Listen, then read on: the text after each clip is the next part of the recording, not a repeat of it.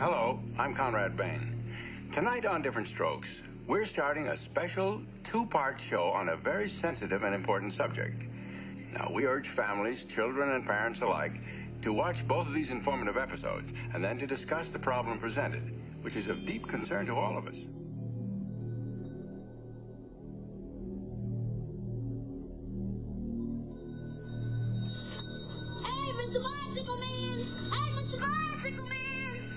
The man's name is Mr. Horton. Right. Hey, Mr. Bicycle Man! That show was very unsettling for me. I couldn't watch it. I didn't want to be around it. I asked him, don't write me in. Please write me out of most of this. Give me a bite, please. Please. Don't just stand there. Help me grovel. Well, Daddy, I guess he could keep his bike downstairs in the garage. Yeah, Dad, and there's plenty of safe places to ride in the park. And as far as tradespeople go, I mean, they're everywhere. We've got one living in our apartment. It was unsettling because I had myself gone through that. And watching it happen on the show, it was like reliving that all over again. I was reliving that whole thing all over again. Maybe we better not let your dad know about the bike. In fact, maybe it would be best if you didn't even mention, that you came back here and I gave you all this ice cream before dinner. Why don't we just make it our little secret? You know something, Mr. Horton? You're sneaky. Sneaky? Yeah, I'm getting a whole new respect for sneaky. This is what happened in my life. And they didn't know about it. You know something, Arnold? I really like you. I really like you. You and I are going to have a lot of good times together.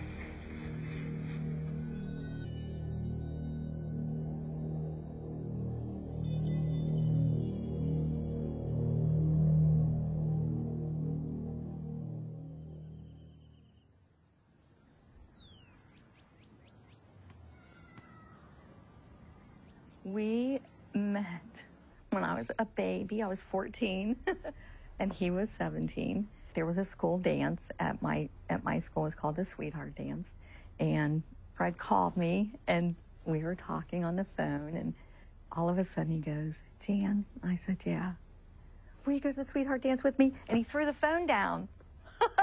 I hate rejection. Can't stand it. So when he got back on the phone, I'm like, well, yeah, I'll go. Though it hurts to go away, it's impossible to stay. But there's one thing I must say. Dated all through high school, and I ended up going into service, and I asked her to marry me before I went into service. When I came home for good, she had a big oak tree in her front yard, her mom's front yard. Yeah. And I come down the street, and there's a big yellow ribbon with a big bow on it tied around the tree, so... Kisses for me, say all your kisses for me. Bye-bye, baby, bye-bye.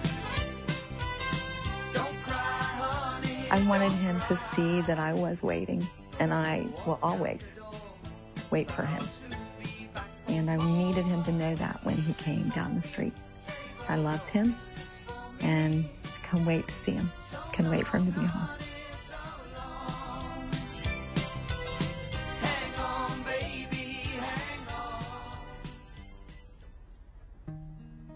Freddie was born on Easter Sunday. Brought him home in a little bunny suit with ears. And then Mark came along 3 years later. We had a great time with our kids when they were growing up. They had sports. Freddie played soccer and baseball. Mark played soccer, baseball, and football. And we had a boat. And we went camping and fishing. And we'd stay up and watch movies, and then you could get tired and they'd fall asleep. Well, I'd end up putting hair paint in their hair and putting makeup on them and all kinds of stuff while they were sleeping. Yeah, they had fun. And we had a blast. Mark had a great time as a kid through school. Very well liked. Had a lot of friends. Wake up in the morning, have 5, 7, 8 guys down there, that decided to drop by and spend the night. So, raid the refrigerator. Had one girlfriend all the way through high school. and that he loved very much. And he just was real popular and fun, and he loved high school. I don't know what prompted him to think about modeling, but when he was really young. He was in his early teens when he first started talking about that. Yeah. He wanted me to take him to a modeling agency here in Cincinnati. You know, we just have to tell him we just can't afford that. So he was not happy. I mean, he was disappointed, but he was okay. But I think it was a dream of his from the time he was that old, 12, 13, 14 years old. So when he got an opportunity, I couldn't say no. Graduated high school and left for California.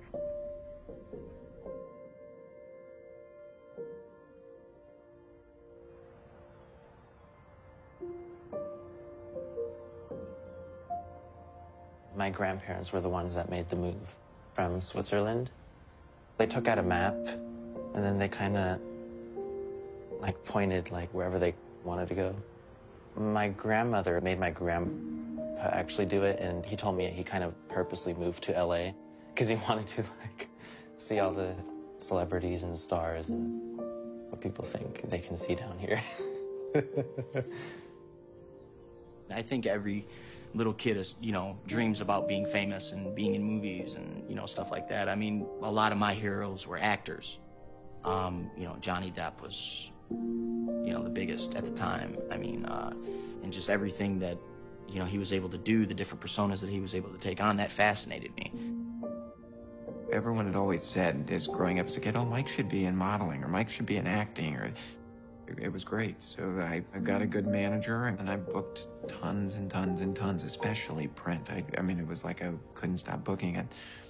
Yeah, he was thrilled. He was excited. We're from a Midwestern town, and that was really something new and something different, and Michael seemed to be thrilled with doing it. I had a good life growing up. Started doing operas and stuff like that with my grandmother at the Houston Grand Opera. I remember going out at the very end of the opera and holding a sword up in the air, and like everybody, it was the very end, like going up and holding a sword, and everybody stood up and clapped and started throwing flowers and everything. It was just, and the sound of it was just amazing, the sound of the crowd. And that's probably the happiest acting memory that I have, the happiest experience that I have. I started developing an interest in acting and started taking acting classes in Houston and got an agent. I don't know where you want to go. I don't know your venture. Look, this is California. This is where you make it. This is it. You know what I mean? This is where it all starts. People try to die and they try to get here. You know what I mean? You here, so I wish you luck. Thank you very much. Just the love of movies and film, and I just kind of grew up with it ever since I was like 5 years old. I was in What's Eating Gilbert Grape. I was in a couple of other films, and I was in The Apostle with Robert Duvall and Farrah Fawcett. It tells me of a Savior's love who died to set. The audition process was we met up with Robert Duvall, and he sat at a piano. My little sister and I sang some songs with him.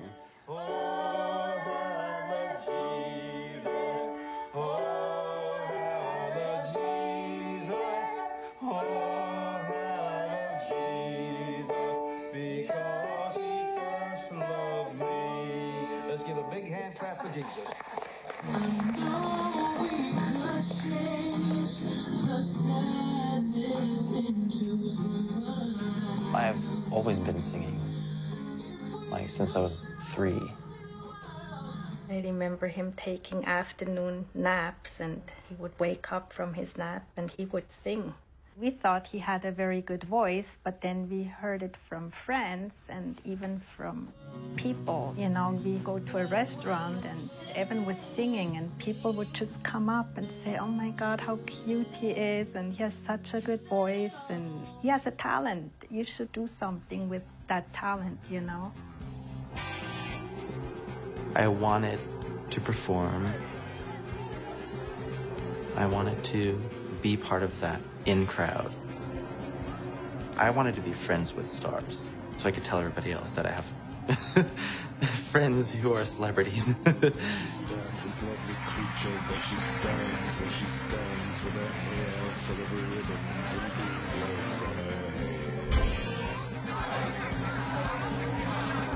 You're just attracted to, I guess, being the center of attention. I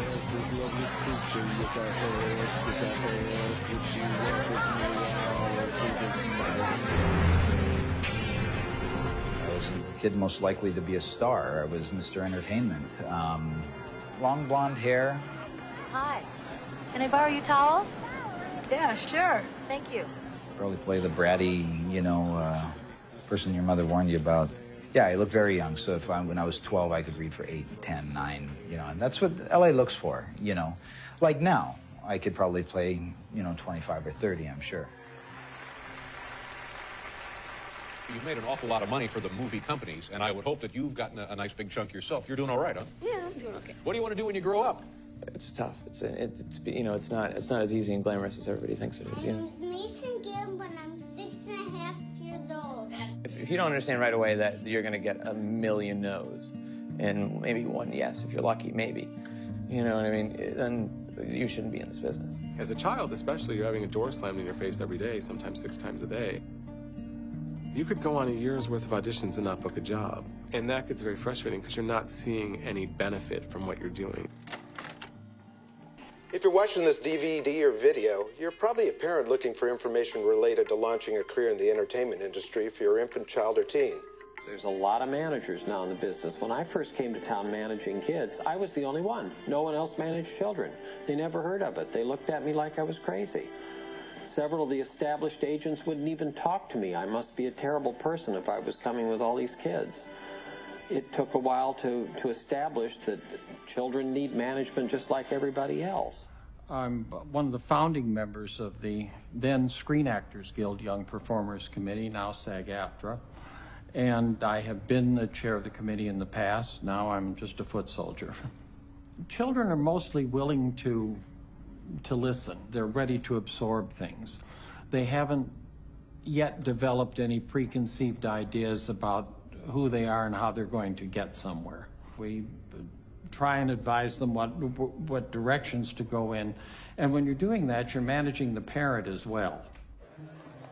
When parents enter the entertainment industry, they are typically entering the industry because their child has asked them to, because it's a dream of their child, or because someone has approached them and said that their child was somehow suited to the industry. They don't have any idea how the industry really works. A lot of kids I knew had gotten emancipated because of they wanted to have the studio see them as an adult, so they wouldn't have to pay for set teachers and have to have their parents on set, etc. Like, you're more likely to be hired that way. The actor is responsible for their headshot and their resume. So my pet peeve is the actor that comes in and says, "Oh, my mom has that in the waiting room." Your mom should never have your headshot and resume unless she's picking them up from the print shop. Once you are 8, you are responsible for your own career. The internet changed everything for us.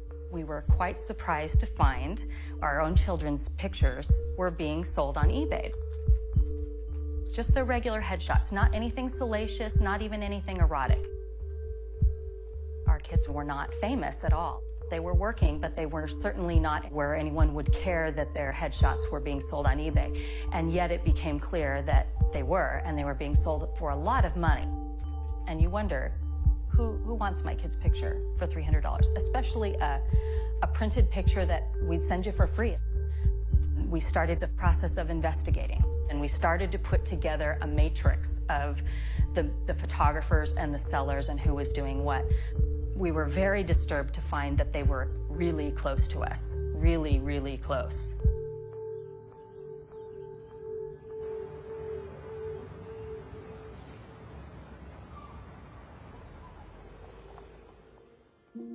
My cousin Darian, he was working all the time. Like, he went to 50 auditions, like, in a span of 2 months or something.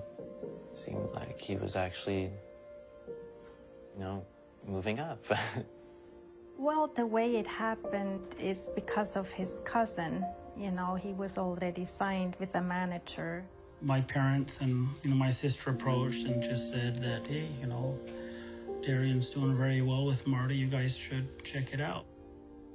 Martin Weiss, better known as Marty, was a manager in Hollywood for probably a good 15 years. He managed child actors, boys and girls, but primarily boys. Marty had close relationships with his clients. He had sleepovers regularly, screening parties with his clients regularly. He would take them out Halloween trick-or-treating, all his clients together, and he would dress up like a dinosaur or a shark or Thing 1 or Thing 2 from The Grinch. He was very aggressive as a manager, though, and he was honestly very good at it. His clients got auditions. They got work. He said, all you have to do is sing a few songs and you'll make it big and you'll meet a producer, you'll get signed by a label, you can star on Disney Channel shows. What kid wouldn't want that, right? It happened pretty quick. I remember he was signed with Marty at age 11. I didn't really think, quite honestly, at the time that much would come of it. Okay, our next performer began his singing career less than 1 year ago and already caught the eye and ear of several major names in the industry. I remember I did the Young Artist Awards. Well, he was excited. He got dressed up and was a bit nervous. We did too.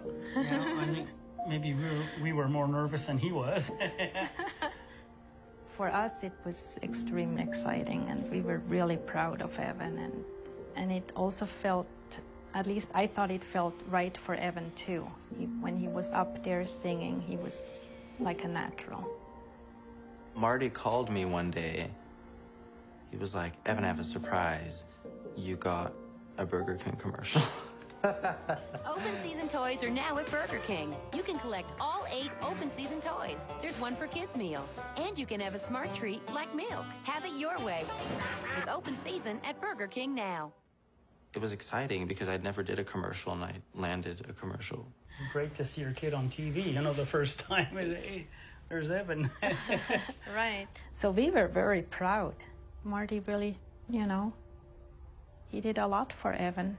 My parents dropped my brother and I off at my aunt's house, and then we met Marty, and then he picked my cousins and my brother and I up, and we went to play basketball at a park. And, he was kind of cool. He was, he would make jokes, and, he was really immature, and we were all immature back then, and he'd crack sex jokes, and I thought nothing was wrong with it. My cousin and him, they seemed to be friends already, and they would, there was no filter. They'd just say whatever they wanted. As we got to know him, he was, he's a nice guy, and over the years, he became more or less part of the family. Marty would be there every weekend, and for every holiday, for every Christmas, every birthday. We were playing basketball, and he would make weird jokes like, oh, Evan, do you know what a job is? And, they made me feel like I didn't fit in because I didn't know some of these terms yet. I was 11. We came to find out that, Marty didn't have a family, was alone and whatever, and he just kind of got, I don't know if the right word's adopted, but he just became part of the family.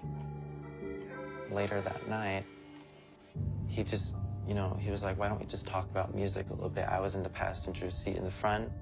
He just kept driving around, and we talked about kind of what I would sing, what artists I like, and Marty, all of a sudden, out of the blue, he was like, did you ever see an old man's penis before? And I was like, whoa, that's kind of odd, and I didn't want to, be disrespectful and just get out of the car, and, what would I do? I was kind of in the middle of nowhere with this guy. I told him no, I never saw an old man's penis before, and, we got out and we were walking, we got to a park, And there was a tree, and he pushed me to the tree and was like, I'll show you what a job is.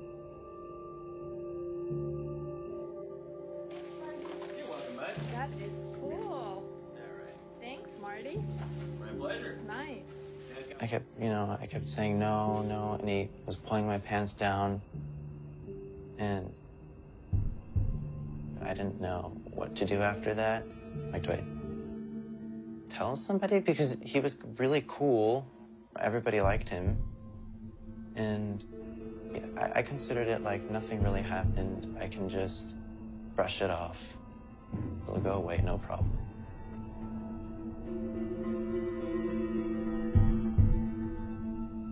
Around November of 2011, I became aware of this issue of child abuse in Hollywood. You have young children who are aspiring actors. Because of these aspirations, they end up being somewhat easy targets. Some cases have parents who set aside normal cautions and allow their children access to adults when parents might normally be alarmed. Any actor is vulnerable in that position. Actors put themselves in the hands of coaches, agents, managers, publicists, and by and large trust them. You know, being up sometimes really early to go to these auditions and stuff. That was when Michael Hara had approached me and said, you know, well, you can come and stay at my house with, you know, the other guys that are there. He had 3 other guys staying in the house with him that were his clients. Many of the kids that I worked with couldn't have even been able to take advantage of being in the industry had they had to have their families move here with them. From 10, 11 to 16, 17, but I still thought it was rather odd, you know, that someone would let their 10-year-old son move in with at the time, I think, mid-50s-year-old man. I do see the possibility that things can be misinterpreted, and I try to be very aware of that. No matter how closely you're working with someone, and you do work closely with clients in these situations, there still has to be that professional line in there where you say, we're not stepping over this. We worry about stranger danger. Don't let your child be alone with a stranger. And everyone really tends to think that a pedophile is kind of a rapist. But really, that's not how they work. They employ a process called grooming that is a slow, meticulous way of convincing a child and their parents to trust them. And there's the official photographer with a nice smile. The perpetrator in these types of situations has the ideal layer. You know, this is their environment. They are creating or constructing a reality for themselves that accommodates their particular patterns of sexual arousal. The predator is looking at this as a way to work their way into your life, to make a personal relationship with the children and to be there to bond with them. Guys, big hand for Arno. He did it. It's a man. Typically, a predator is grooming many, many children at the same time, and they're at different levels of the grooming process. Because a predator knows, like any tiger in the jungle, they're not going to catch every rabbit. They just need to catch the weak ones. We went back and began to try to do some sort of reporting to try to determine how widespread this problem is. Marty was very well known in the community. He had friends who were buying and selling pictures on eBay. We started to realize that some of the sellers were convicted sex offenders. We knew that he was somehow involved with another convicted sex offender, Bob Villard, who was selling pictures on eBay. Bob Villard was a very prominent publicist in the 1980s in Hollywood. I knew Bob Villard casually as someone who was in the industry, and he did do publicity sometimes for clients that I had. And he handled big names like Tobey Maguire and Leonardo DiCaprio. He was very well known as a publicist. Bob Villard was also a photographer. So I meet Bob Villard as a publicist who can, is a good photographer, bring exposure and whatnot, I believe through Michael Hara. He was one of our biggest eBay sellers. It became obvious to us that Bob Villard was selling candid photos that he had taken. You're there for a weekend. I mean, he feels just comfortable enough to try to touch you when you drank a few beers, or it's always good to get that few beers, and he tries to touch me. We always knew his photo style because he typically had the kids shirtless, typically took an angle that was from the top down, so that the children are looking up at the camera as they would be looking up at the predator in an abuse situation. Bob Villard, he was a manager, he was a publicist, he was connected. I can tell you that the #1 problem in Hollywood was and is and always will be pedophilia. There was a circle of older men, and they all had either their own power or connections to great power that surrounded themselves around this group of kids. And it's widespread? Oh, yeah. I was surrounded by them. They were everywhere like vultures. For us, that really connected a lot of people. Connections between how the kids got hooked in. We started to see the patterns. One of Bob Villard's favorite subjects was Brock Pierce. He was a common snapshot boy being sold by Bob Villard's eBay seller.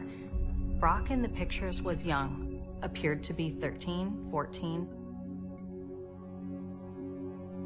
Brock Pierce, meanwhile, was connected to Mark Collins Rector and Chad Shackley. We saw that they owned a company together called Den, which again, on the surface, it seems kind of logical that a child actor would grow up and become, use their money that they had made as a child perhaps and open an internet company.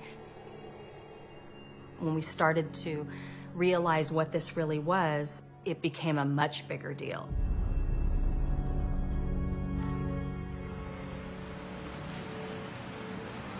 I was a New York City police detective, went to college and law school, became an investment banker, and then I backed into writing. I've broken very big stories over the years, been very fortunate to break big stories. In the late 90s, 1990s, I knew about the dot-com bubble, and that it was just extraordinary. A lot of people lost fortunes. One of the ones was Digital Entertainment Network, that I just happened to go across my desk, and I read about it a little bit, and I thought it might be a good story. In the 80s, it was MTV that captured the attention of young people all over the world.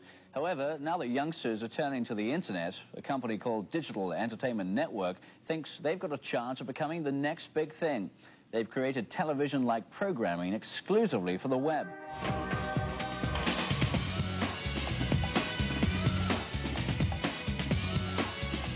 What makes Den different than other internet companies that have come before it?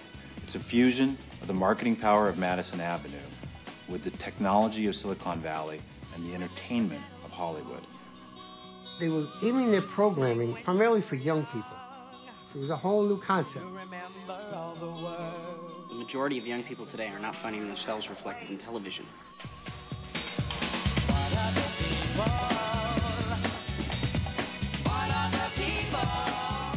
We're creating content that specifically targets your needs, your wants, your desires.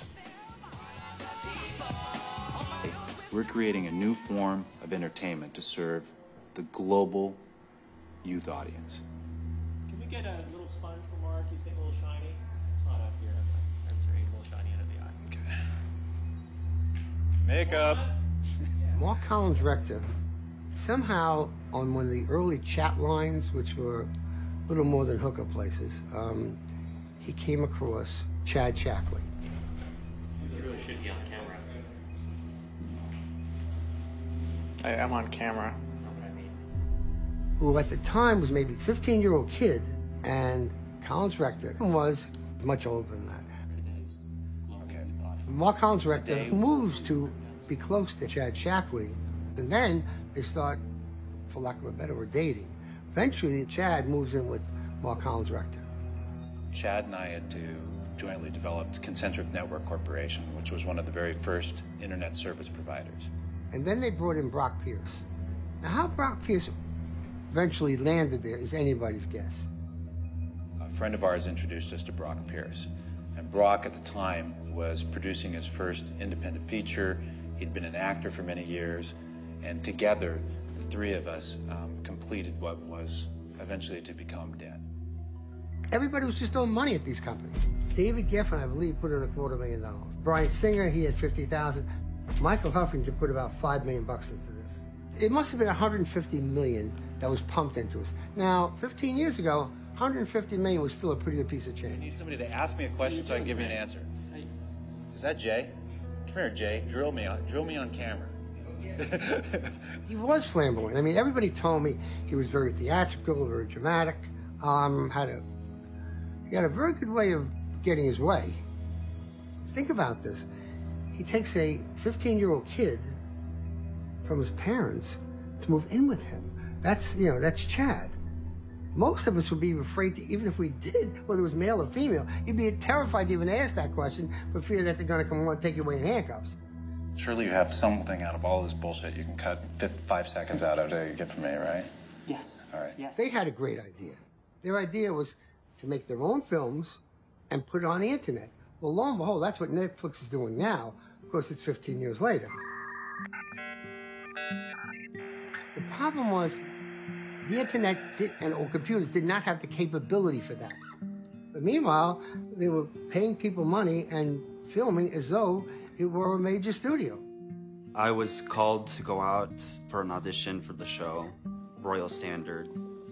I am 14 years old, and I started acting when I was about 5 years old. I enjoyed a lot, so it's a fun thing.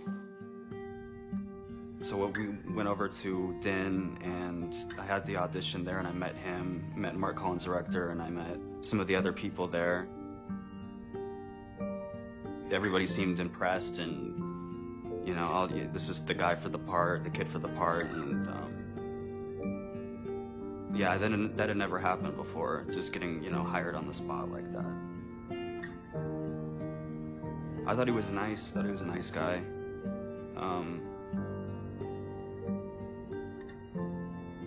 I thought he was nice. Yeah. How I feel about working on the Royal Standard set? It's great.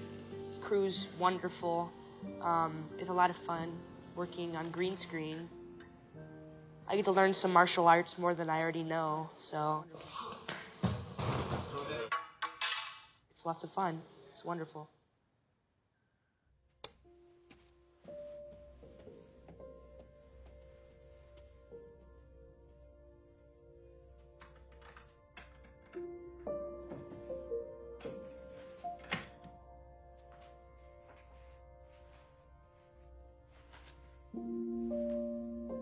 We're in the basement of my house. This was where Mark basically lived for a couple of years. But he spent most of his time down here. He was kind of like a hermit down here. This is where he hid out.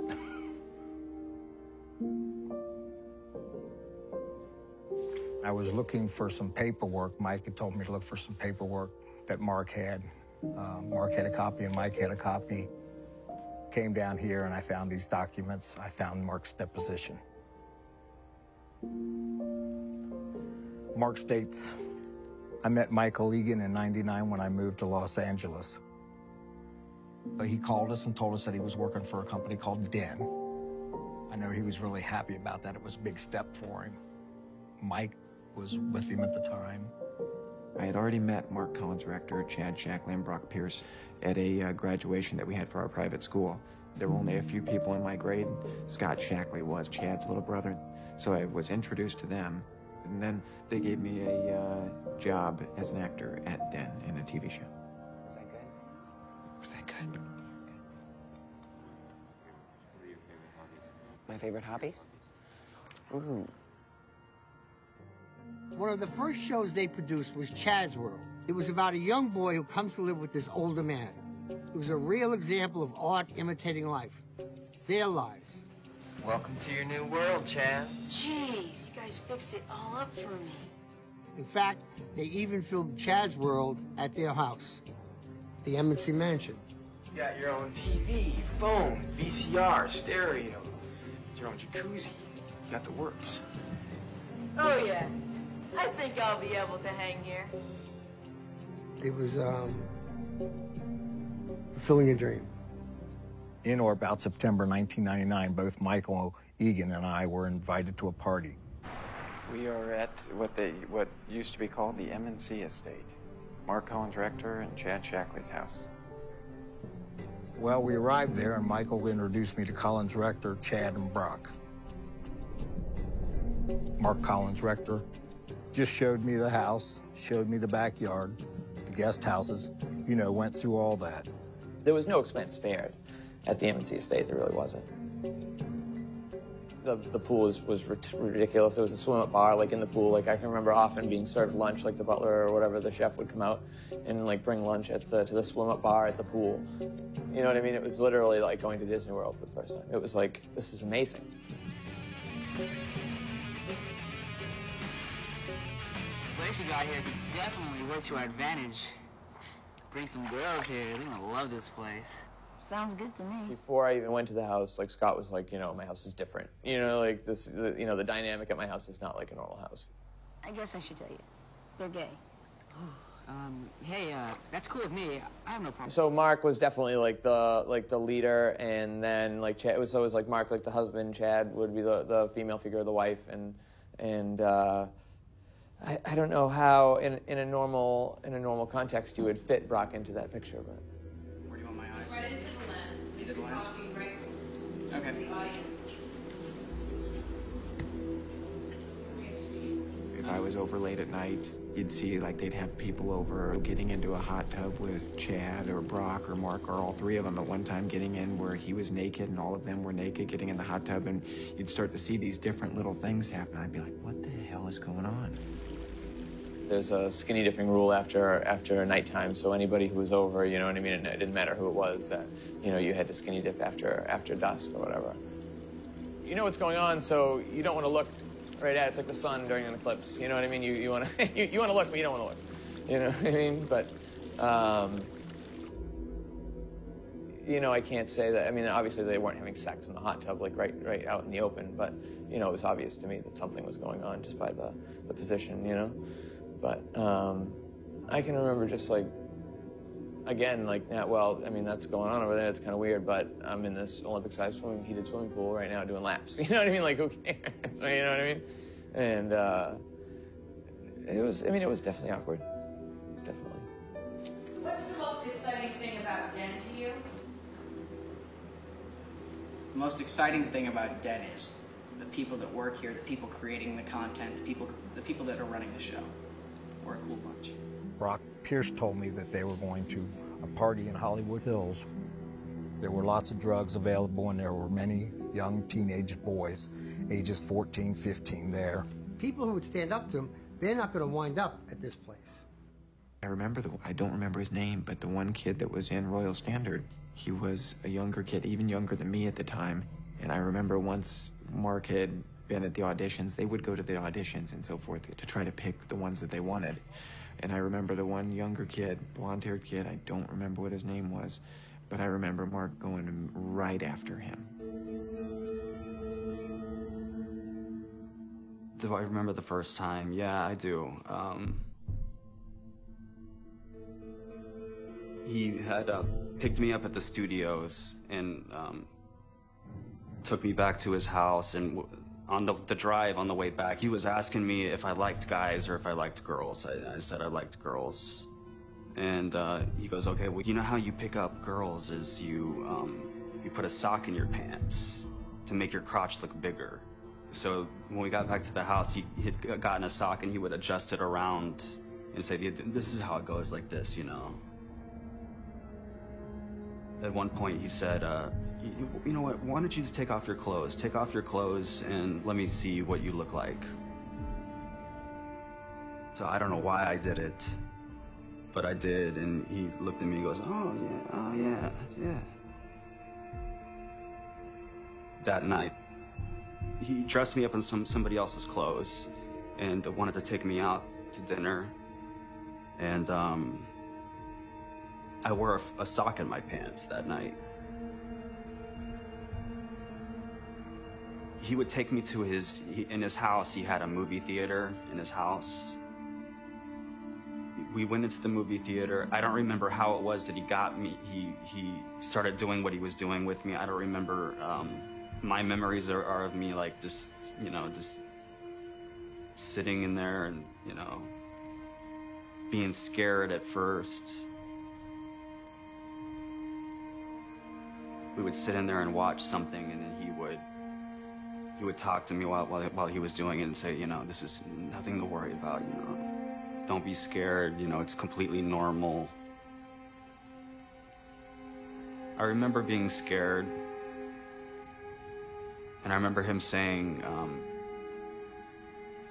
come on, think about a girl that you really like. Think about a girl that you really like.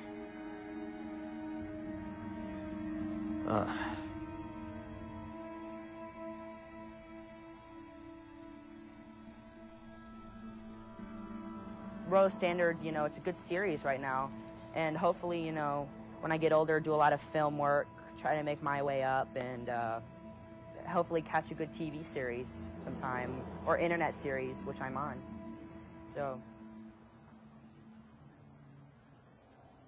We know that in child abuse, the power dynamic is tilted. You have an adult who's preying on the child, who is manipulating the child. They tell me in interviews that they're fearful of professional reprisals, and they're fearful of never working again.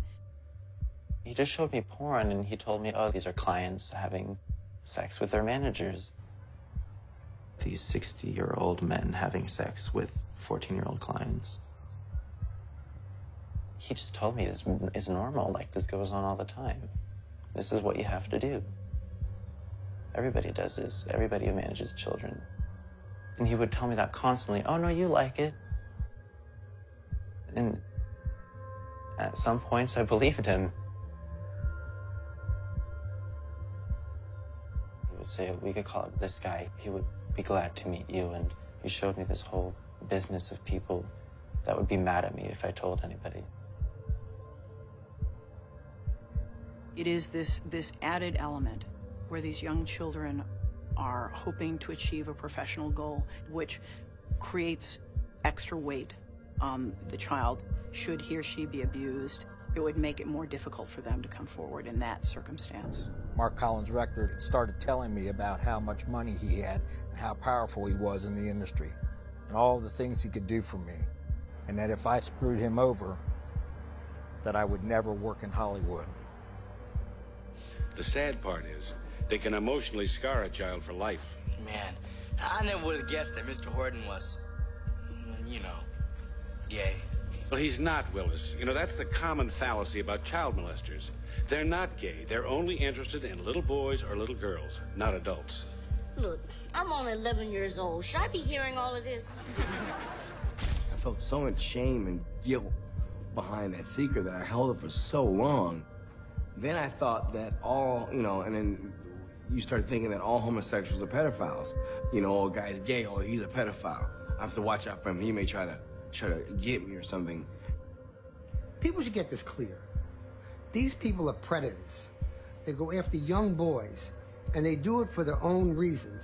So this has got nothing to do with being gay. This has got to be because they're evil people. And they particularly pick on people who they know will be victims. They're predators. That's who they are. In the beginning, it was all happy-go-lucky, and then things started changing. He slowly became different on the phone. That's how it came across to me. Something's wrong. Something's not going right, because I can tell when he's not 100% Mark. Suddenly, he's not so happy. And suddenly he wants to come home. I never knew what that was about. Hi.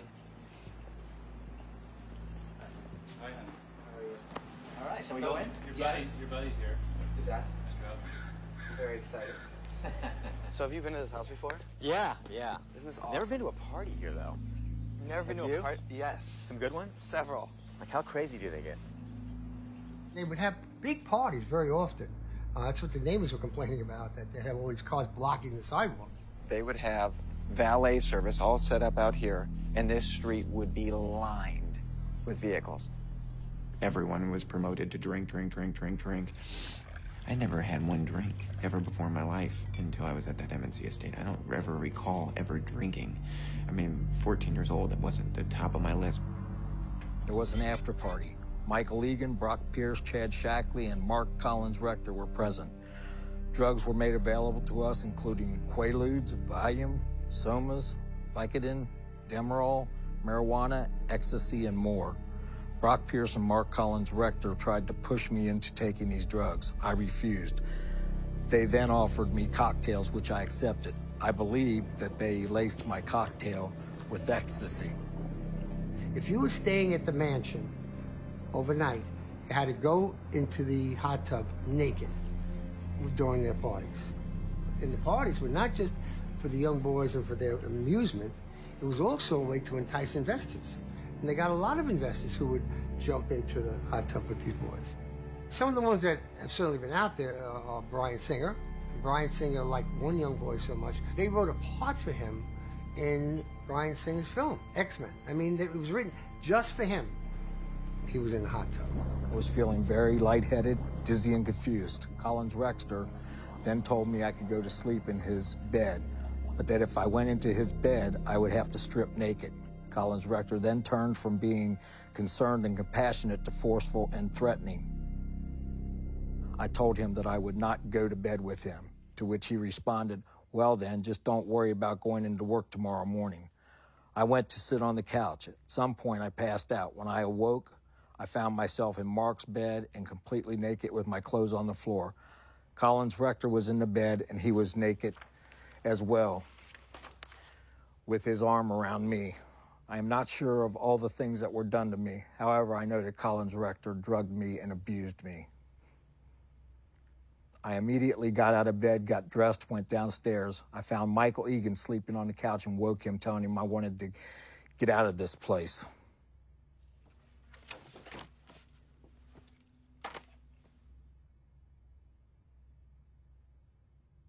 I think the best way to describe this is a pedophile ring.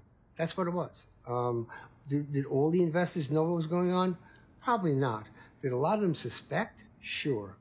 Hello, I'm Bryan Singer, and you're watching Rollywood at www.den.net. Bryan Singer is a very prominent director in Hollywood. He's done some pretty major movies, The Usual Suspects, X-Men, X2, so there's been quite a lot of, you would recognize his work. What most people wouldn't recognize is some of the odd connections that seem to tie him to this world. Know your star, Pickle Boy. Brian Peck, who was convicted of child molestation, worked for him on X-Men and did the commentary for X-Men with Bryan Singer. Hi, my name is Bryan Singer, and I'm the director of X-Men. I'm the other Brian Peck. I'm not the director of X-Men. I've asked Brian if he would help me out here because I'm a little uncomfortable doing these things by myself. Now, you're going to see something very exciting here. One is Stan Lee selling hot dogs. My buddy Gary Goddard was the guy walking alongside in the flannel shirt. And the guy eating hot dogs is you. The fat guy in the Hawaiian shirt eating hot dogs. Hey, that's me. Thank you for, I'm on screen so long, thank you. You are. It's in fact, you are so imposing in the screen, people don't even see Stan Lee.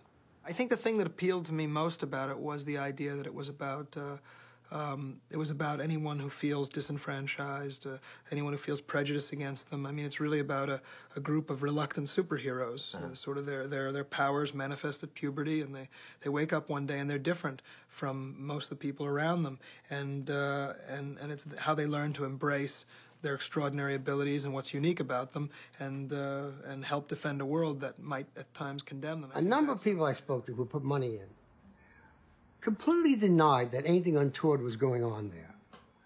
And it was as though they were from the industrial home for the blind.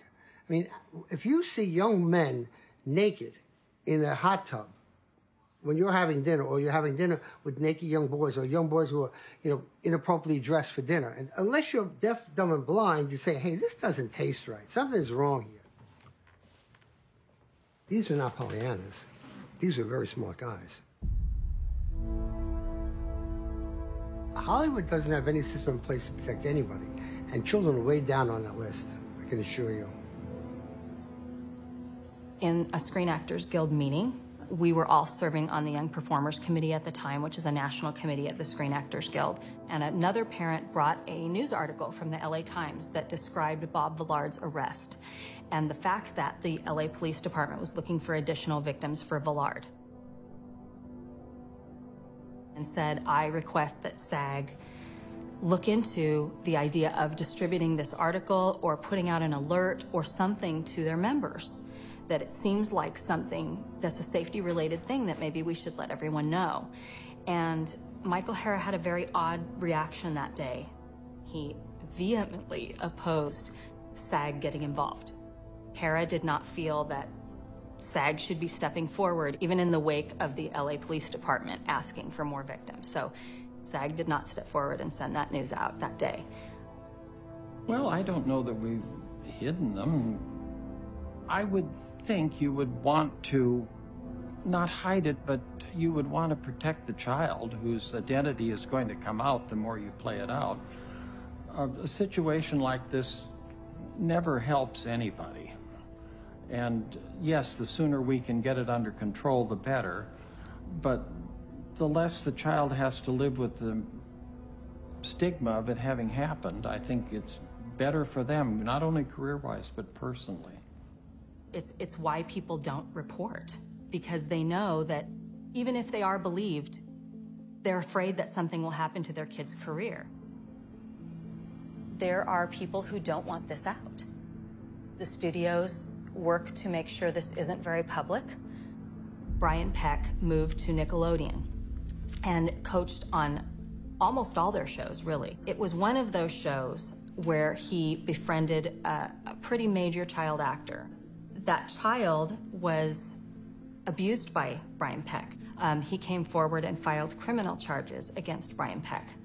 And Brian Peck almost immediately pled guilty. Clearly he didn't want an investigation to continue, or clearly the studio didn't want an investigation to continue. The victim has chosen to remain anonymous all along in order to continue to work. It's unheard of that a child would be able to step forward at the time of their abuse when they're still a minor and continue to work afterward. I can't think of a single example where that's happened. So a kid that wants to speak out and say what happened to them beyond their family would truly have to give up their career.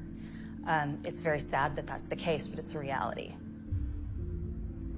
That's the worst part of it all, is that he's still working on kids' shows and he's still here, and he's been convicted. It's not somebody that we have rumors about or that we've had complaints about. There's actual convictions, and he's still here. I feel confident in saying all of the convicted predators that I have been familiar with had many more victims than the one that was convicting. We're absolutely talking about the tip of an iceberg. I'm not sure that we'll ever see the whole iceberg because I think there's so many factors pushing that iceberg down into the water.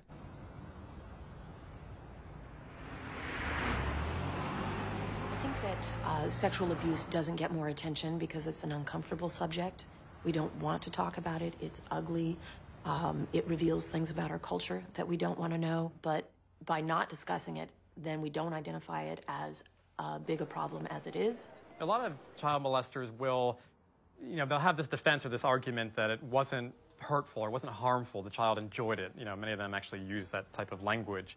Now, the problem with this is that so many kids grow up to interpret that experience of manipulation and exploitation and abuse by a trusted authority figure, and then this psychological time bomb occurs.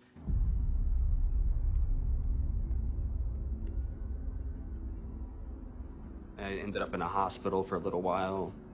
I start freaking out and thinking that people are, out to get me. And I was very, just suicidal. Like, I'd always fantasized about suicide quite a bit. I had a pellet gun that I would fantasize about using to kill myself. I remember sitting in my room and crying my eyes out and sitting in a corner with the pellet gun, just saying, why did this happen to me? Yeah, I guess you could say I kind of fell by the wayside and let LA suck me in. I had started doing drugs and got involved with a whole bunch of people I probably shouldn't have. Whenever I'd have any pain or anything, I'd drink. I'd drink and drink and drink and drink and drink. Didn't know who to blame or what to blame, and I completely just hated everything about everyone. I'm trying to leave that stuff that happened to me at 12 years old as far as behind me as I can. We had to have more. We had to have more and more because we didn't want to feel anymore. And we wanted to be completely numb of everything we were feeling. And, you know, and cocaine was it, you know, and then shove it down further and further. Meanwhile, I'm just shoving it down, just shoving it down, just shoving it down. And then one day when it all comes back up, I'm a full-fledged addict. And I thought I was the unique case there, but apparently I'm not. I don't know if that makes me feel better or worse. So many people went through the same thing that I did. He comes home, and he's just a completely different person. He never talked about going back out again after that. No. He never talked about returning. And he was just so introverted then. We didn't trust, where before he didn't have a problem trusting people. He started drinking more often, and he would hide that from us. After he was back home, he said, "I got to tell you something, Mom." And I said, "What? What's going on?" He said, "You know Mike, right?" I said, "Yeah." He said he was molested. I'm like, "What?" And he said, "What would you do if that happened to me? If that, you know, what would you do as a mom? What would you do?" His drinking had gotten so out of control that even he knew. I mean, he knew. He couldn't work. He couldn't. It was just affecting his whole life. So we had to give him an ultimatum. So we just sat him down on the back porch and just said, "Mark, you got to get help or you have to leave." And he admitted, "I know I'm an alcoholic. I know that I have to stop, but I can't. I don't know how." I called the hospital and spoke to a nurse there, asked her about detoxing him and what it would take and how we would do it. And she said, "You know, by all means, do not let him stop drinking cold turkey. It can cause stroke, can cause seizures, can cause heart failure." Apparently Mark wanted to do it on his own, trying to go cold turkey. Because one day Fred woke me up and he said, "Something's wrong with Mark." So I jumped out of bed and came downstairs. Mark was on the floor and he was like, had a rag, and he said, was wiping something up off the floor, and he said, "Dad, I swear to God, I'm not drinking. I swear I'm not drinking." But there was nothing on the floor. Fred helped him up, took him over and sat him down on the couch. He goes, "Buddy, are you all right? What are you?" And he said, He goes, "I'm not drunk. "I'm not. I swear to God, drunk. I'm not drunk. I haven't been drinking, Dad. I promise. I swear." We didn't know what was going on. We just didn't know. Half of his body was on the couch, and his head was leaning back in his corner, and his But he legs looked were up like at hanging Fred off the and side. said, "I love you, Dad." And Fred goes, "I love you too, bud." He said, "Just lay back for a minute." When he laid back, he started his tongue, and he was just shaking like this, Arms and crossed. clenched like this. And I ran to the phone and called 911. And Fred was holding his arms down so that he wouldn't hurt himself. And I'm on the phone, and I said, "I think he's detoxing from alcohol. I think he's, has withdrawal. I need an ambulance right away. Right away. He's seizuring right now." Ambulance came. Fred had him sitting up a little bit. They took off. I came in the house, went upstairs, started getting dressed. Went to the hospital, and we walked in. They said, "Are you Mr. or Mrs. Ryan?" And we said, "Yes." "It's your son, Mark Ryan?" "Yes." "Well, the doctor wants to talk to you." They walked us down this hall into this empty room and put us in this room and shut the door. And then the doctor came in, and he said, I have some bad news. Your son's heart stopped on the way to the hospital."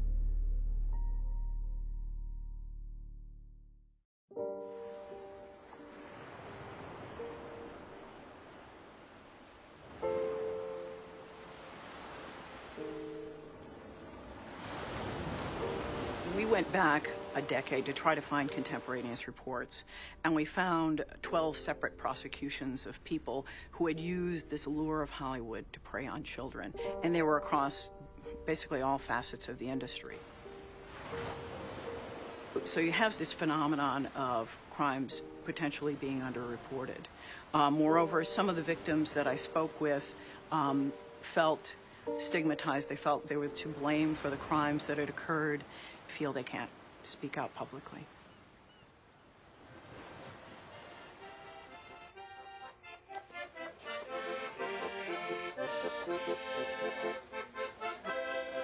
We thought everything was happy, everything was great.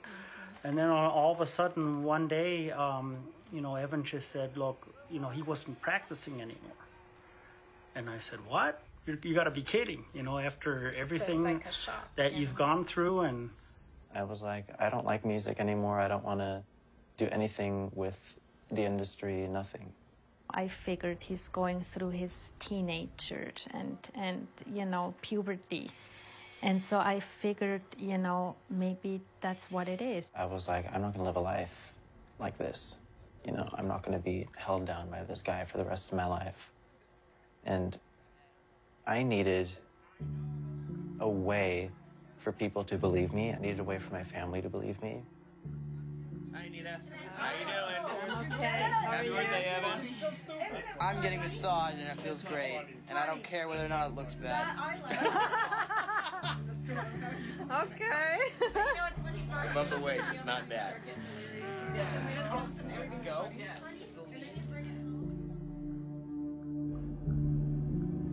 Yeah, I had to find an excuse to get him alone where I could talk to him. So I figured, why don't we go to McDonald's so we could talk in the car? Yes. Take a kids meal, chicken McNuggets, please, with barbecue sauce. Make the drink Diet Coke, easy ice. You're getting a shake? Yeah, medium. Medium chocolate shake. Then no whipped cream. No whipped cream, no cherry. Okay. Because I was hoping that we'd be talking for a long time in the car once he parked somewhere. When was the first time that we met? It was, First time we met was that one time that we went to the park. You guys were going to the park to play some basketball. And then it would be kind of quieter in the car and I can get everything on tape. Because I remember you asked me if I ever did anything with a guy before. Yeah, a long time ago. I was afraid if my recorder would beep or if something would go wrong and if he found out that. And then that's when you asked if I wanted to try it. And that's when you... Oh, wait, that's when you gave me my first job, right?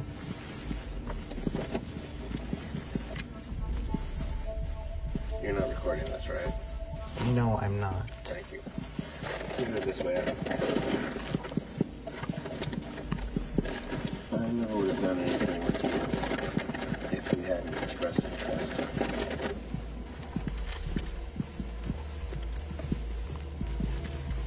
That situation that happened at Penn State? Mm-hmm. Those kids didn't want it. Yeah, but I didn't at 12. Mm-hmm.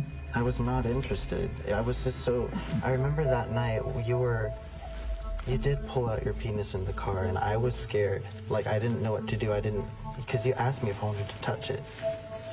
I was in the car, in the van. I'm trying to remember that. I'm trying to remember that. That kind of sounds familiar. I just remember being in the car and you were asking me questions. Well, see, that's just it. The questions were to determine whether or not it was something that you actually wanted to do or didn't want to do. I mean, I was... If I didn't do it, I wouldn't go further in the music career, or I thought everyone did it. He would tell me everyone did it and that it's normal and natural. That's the normal thing to do if you're in the industry. Well, let's put it this way. It was, I'm sure I said that. I mean, it is a natural function. The only difference between us and the rest of the animals in the animal kingdom is that we socialize it. Take a look at animals the way they do it. They don't care about anything. They don't care about age. They don't care about, sex or sexuality or anything else. They just, they feel like it, they go for it. And as human beings, we put rules, regulations, and restrictions on it. If we were any other animal, it wouldn't matter.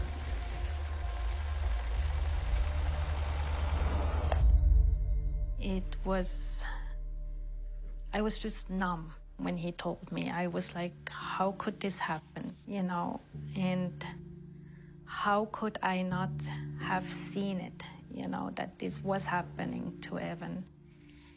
And I don't know, it was just so painful, really painful.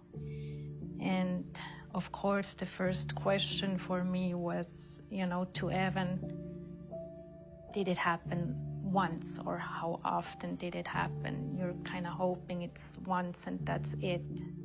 But then Evan told me that it happened many times and over several years.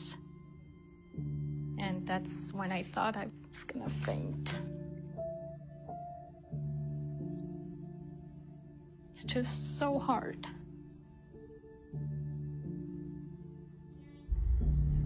He just seemed like a great guy. I'm not a violent person, but I wanted to go beat the living daylights out of this guy. I'm dreaming of a white Christmas with Jack and Dixie running free.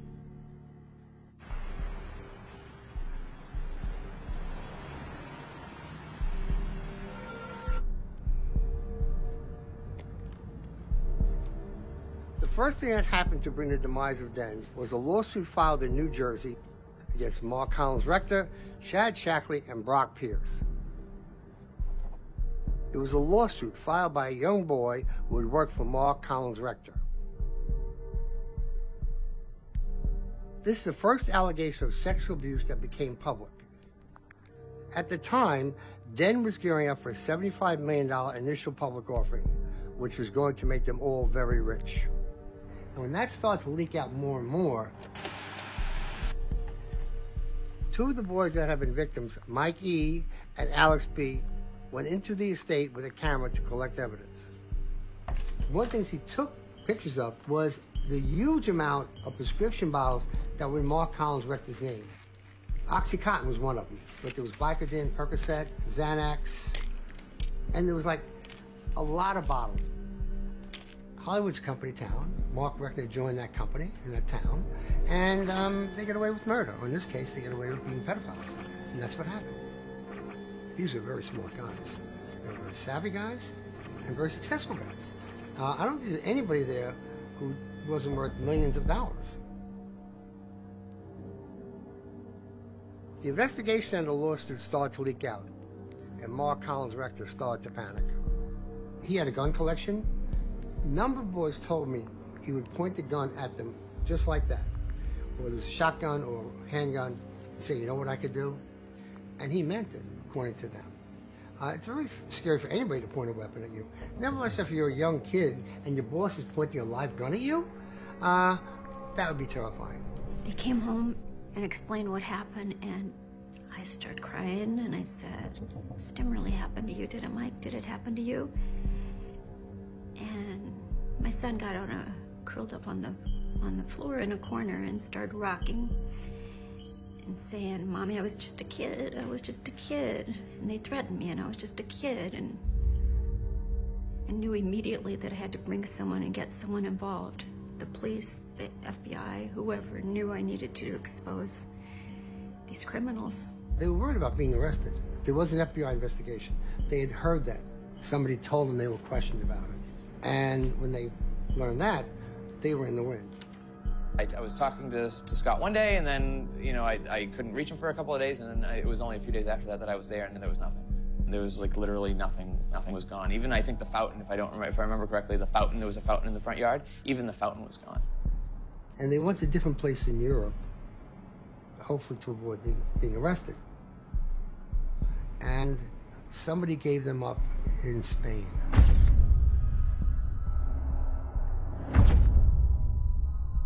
Shad and Brock were released quickly, But Mark was in prison for a year and a half waiting to be extradited to the U.S.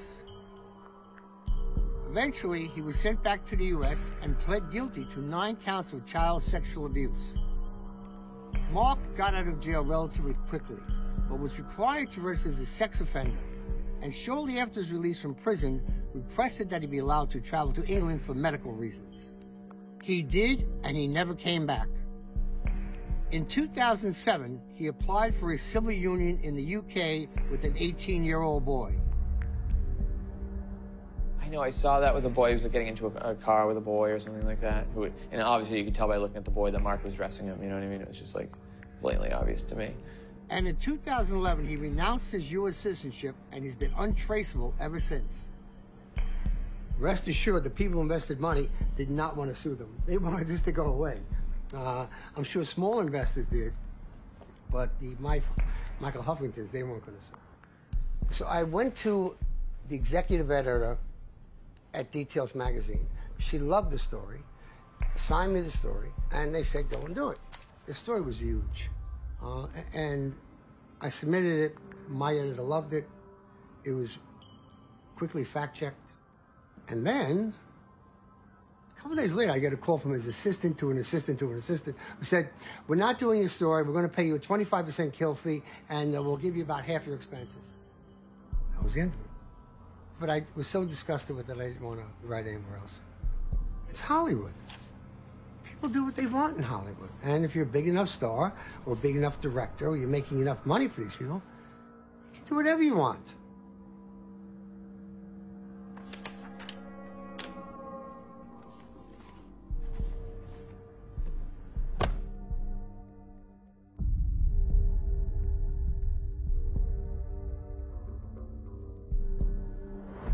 Martin Weiss was charged with multiple counts of lewd acts upon a child.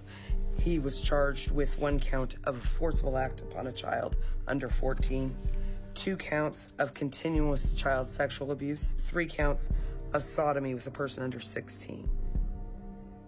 You see Marty walk into the courthouse, and he was in chains, he was in shackles, and he was a lot grayer. Now I had to go up on a stand and, tell people, along with Marty staring at me, what went down. He insisted that he wanted to go up there. It was a very... I was very proud of him, what he did. I don't need this pain in my heart by being mad at someone my entire life, but it's more a matter of, telling the truth for me and saying, okay, what you did was horrible. I don't know. I just felt like I need to move beyond it, and I don't need to feel that pain. And if he can accept it, that what he did was horrible and could move beyond it, I could forgive. The maximum sentence for the charges that were filed was approximately 14 to 16 years. Generally speaking, it's unusual to get the maximum sentence. He pled to 2 counts of lewd act with a child. He pled to 2 counts of sexual abuse. So it was clear it wasn't a one-time thing. And in exchange for pleading to 2 counts, which is much more severe, he was sentenced to 5 years of formal probation, 365 days in the county jail. He had to go to sexual abuse counseling. He had to stay away from Evan. He had to stay away from children. And he has to register as a sex offender for the rest of his life. He was arrested in December or late November, and then he got out June. 6 months. They almost never serve the full day-to-day sentence in county jail. 6 months is a joke. It's a joke for what happened. In any case, to ask a DA whether or not they think that they were completely successful in protecting the community from any future crime is impossible for us to answer. I can't truthfully say. or honestly say that I stopped any future crime. I wish I could. I wish I could in every case. But I can only do what the law allows for us to do. Unfortunately, to get bad people off the street, yeah, we need it could have been a lot better. He could have served much longer. In that way, the system did let me down. And they're letting other people down. He told me that there are other people that he was doing it with. But like I said, I think it's more important to be able to speak about it and just be free of that secret than it is to really get justice in the court system. There's a moment in the book where you, to a degree, introduce Corey to one of his abusers. Do you take responsibility for that emotionally? Yeah, and you know what? He asked me to take responsibility for that on the show, and I did. This is going to be a painful process. The dust is coming out. The cobwebs are being cleared, and people are going to know that we all play a part in this story. And it's what part are you going to take responsibility for? This last year, we sponsored and passed a bill called the Child Performer Protection Act. The bill will do two things. One is make it so that sex offenders cannot work with children in Hollywood, because right now that doesn't exist at all. The second thing it does is requires a permit for people who work significantly with child actors, such as managers, publicists, photographers. All the people that we've seen get convicted would now have to be fingerprinted and cleared and get a permit, so the state would be able to track them and prevent them from continuing to work in the industry if they're caught doing something bad. I have to confess that I haven't signed up yet myself, and I should go and do that. I don't know. Is it going to be effective? We have yet to see. There's nobody running around saying to me, have you signed up yet? Why not? I just think in many cases it's a situation where somebody isn't thinking. The parent has become trusting where they shouldn't become trusting. Regardless of how good the situation looks, your job is to protect your child. But I still think it behooves the agent, the manager, the publicist, whoever it is, to know where that line is and not cross it.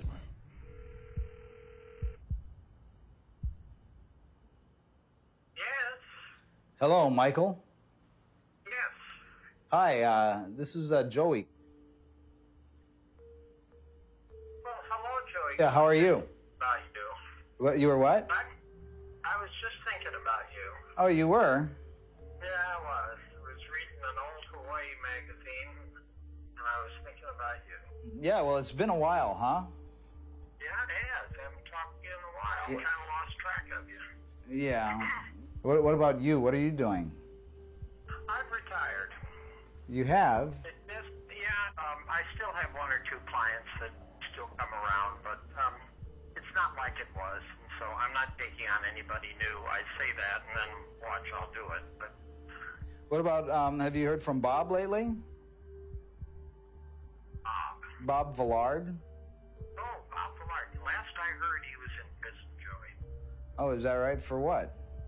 Well, I assume some sort of a problem with children, but as they tried several times to get him, and somehow or other they didn't. But last I heard, he was. So now I don't know anything about that. I don't know how long it was or anything else. So no, I haven't heard from him in a long, long time. Oh. Kind of forgotten about him, actually. Well, that's kind of the reason why I got out of the business. I don't know if you ever remember that I slit his lip open with throwing something at him, and I was on my way home, never to come back. And I've gone through a lot of therapy, and I don't condone anything that he tried to do, and Lord knows what he's done to anybody else. I don't know, and I don't know, Joey, and you know, I take these things with a grain of salt. I'm not sure how horrible they really are.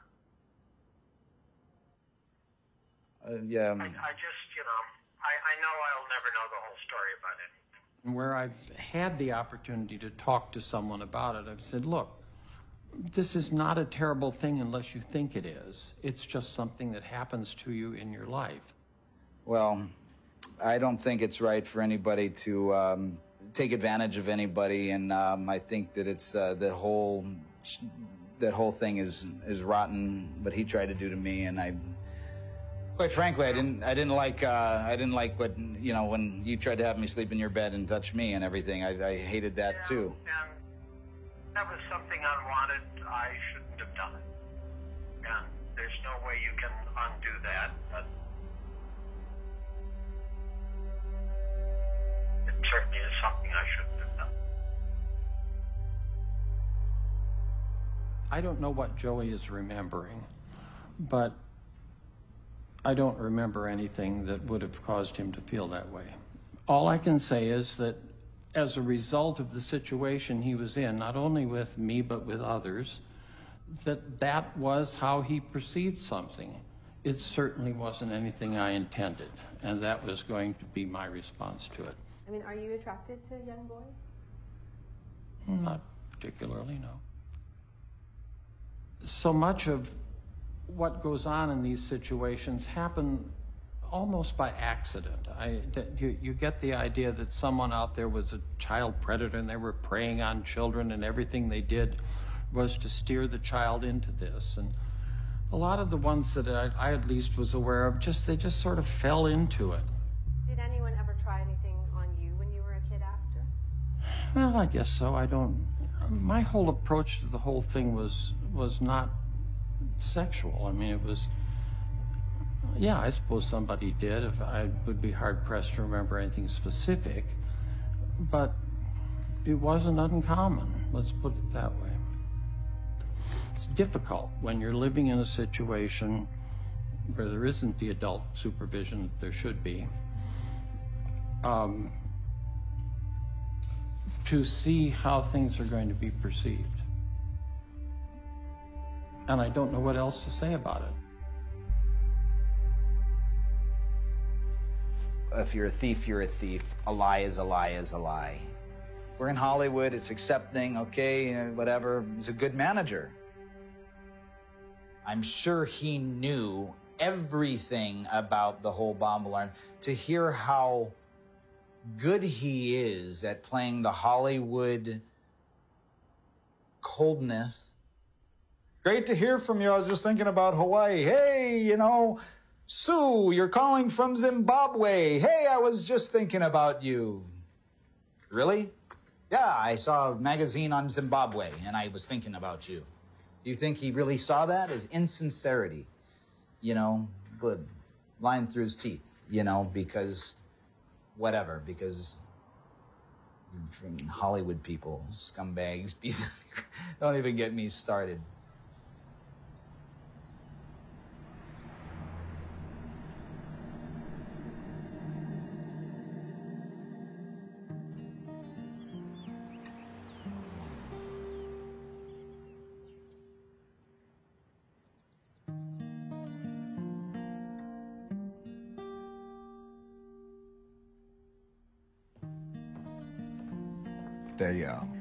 They finally let us go back and see him in the emergency room.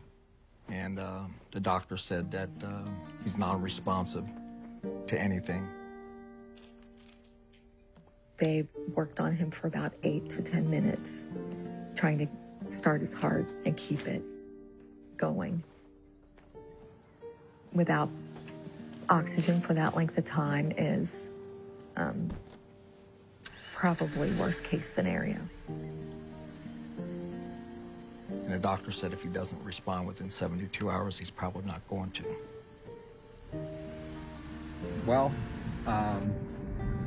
me and my wife are, you know, we just take it one day at a time. We've had so much happen since we were kids, and then getting married and having kids, that we just take life one day at a time. And I would sit on one side of the bed, Jan would sit on the other side, and we'd both hold his hand. And it was like just holding a piece of meat. The second day, one doctor pretty much had given up on him. Yeah, you need to make a decision. And he kept pushing the 72-hour thing. And I was like, your 72 hours don't mean a damn thing to me.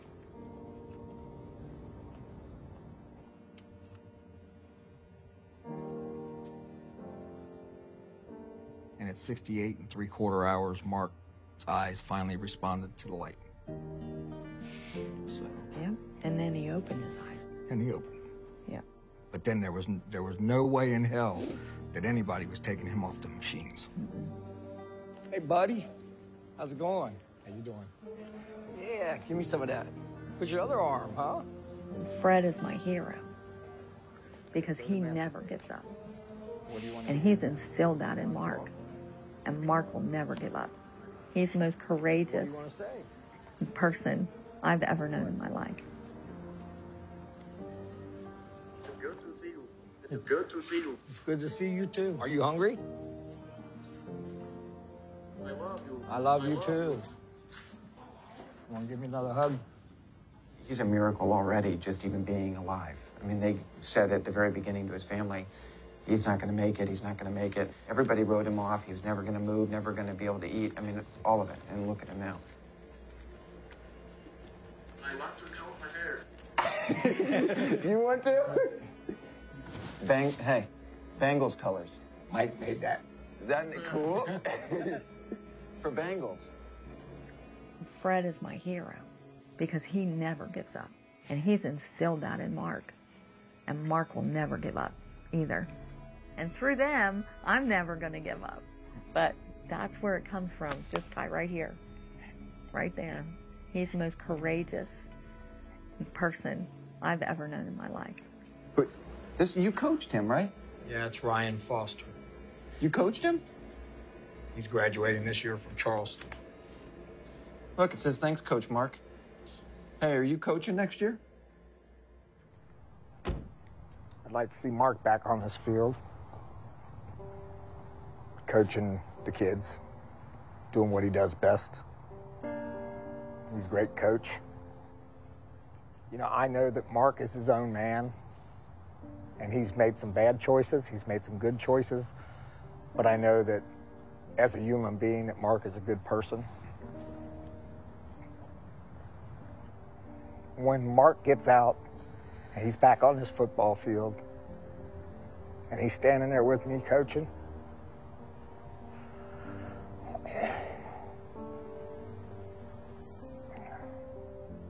God can take me then,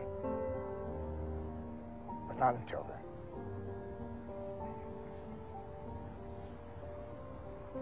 So that's what I want.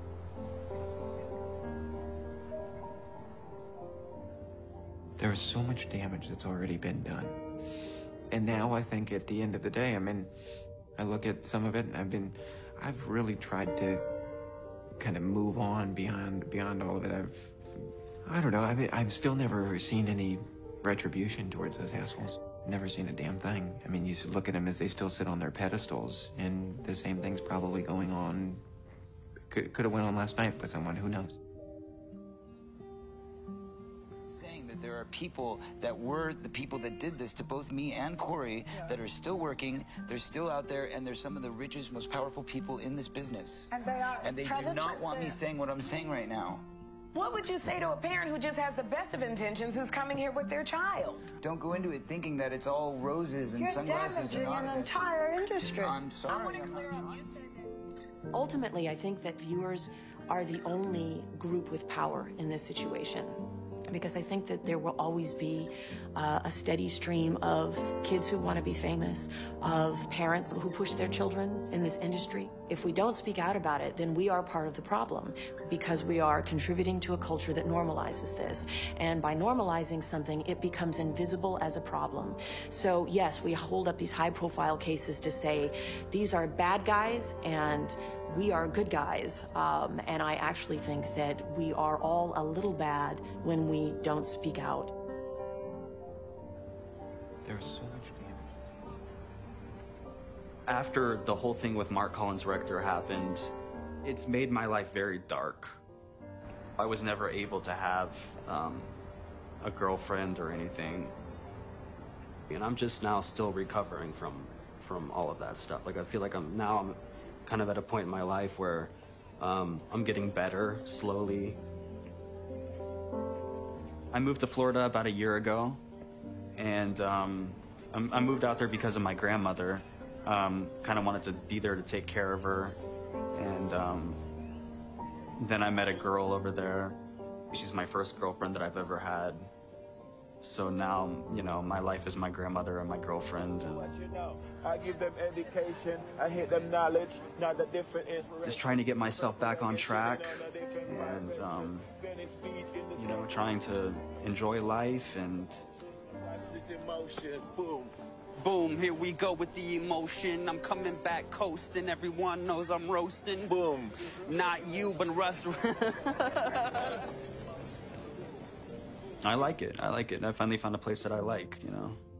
The dream is so important, you know why? Because if you're living on this earth, you have to feel something, and the dream make you feel things. And that's what the power of a dream is, you know? Dream is life.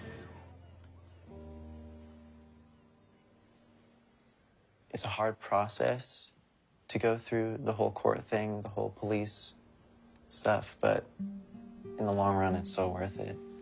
Because in the long run, it isn't really about how long this person will serve time in prison or getting justice and revenge and all that. It's more kind of being able to express yourself and say, look, this happened to me, and I'm going to move on from it, and I'm not going to hide this in my head the rest of my life. And I'm going to maybe possibly one day make a difference to somebody else by speaking out about it.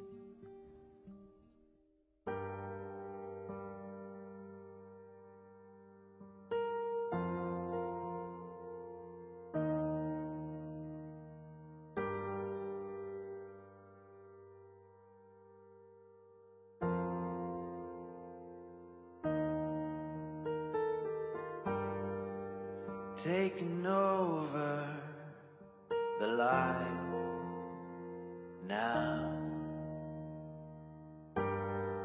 All there is to be said has been said. Let the walls fall, let the shadows disappear. Let our story start from this moment here. This is a call to arms, this is a call to arms, you know.